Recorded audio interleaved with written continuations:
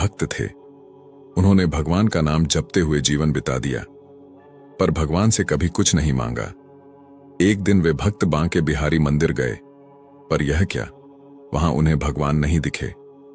वे आसपास के अन्य भक्तों से पूछने लगे कि आज भगवान कहां चले गए। सब उनकी ओर हैरानी से देखते हुए कहने लगे, भगवान तो ये रहे, सामने ही तो हैं, तुझे नहीं दिखते, तू अंधा है क्या? उन भक्त ने सोचा कि सबको दिख रहे हैं, मुझे क्यों नहीं दिख रहे? मुझे ये सब दिख रहे हैं, भगवान ही क्यों नहीं दिख रहे? ऐसा विचार कर उनका अंतःकरण ग्लानि से भर गया। वे सोचने लगे, लगता है कि मेरे सिर पर पाप बहुत चढ़ गया है, इसीलिए मुझे भगवान नहीं दिखते। मैं इस शरीर का अंत कर दूंगा। आखिर ऐसे शरीर का क्या लाभ जिससे भगवान ही न दिखते हों? ऐसा सोचकर वे यमुना में डूबने चले।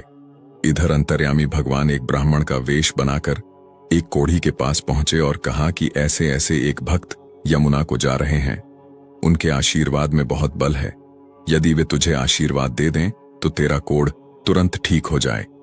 यह सुनकर कोढ़ी यमुना की ओर दौड़ा। उन भक्त को पहचान कर उनका रास्ता रोक लिया और उनके पैर पकड़कर उनसे आशीर्वाद मांगने लगा।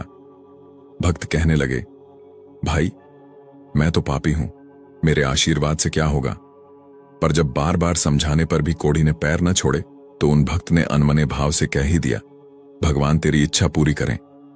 ऐसा कहते ही कोढ़ी बिल्कुल ठीक हो गया, पर वे भक्त हैरान हो गए कि यह चमत्कार कैसे हो गया।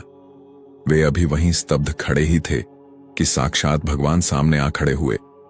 उन भक्त ने भगवान को देखा तो अपने को संभाल न सके और रोते हुए भगवान के चरणों में गिर गए।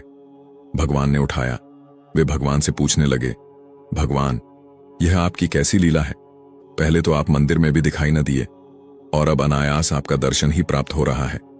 भगवान ने कहा, भक्तराज, आपने जीवन भर जप किया पर कभी कुछ मांगा नहीं। आपका मुझ पर बहुत आरण चढ़ गया था, मैं आपका रारणी हो गया था, इसीलिए पहले मुझे आपके सामने आने में संकोच हो रहा था।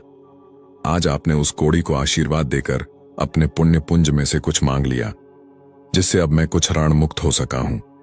इसीलिए मैं आपके सामने प्रकट होने की हिम्मत कर पाया हूं।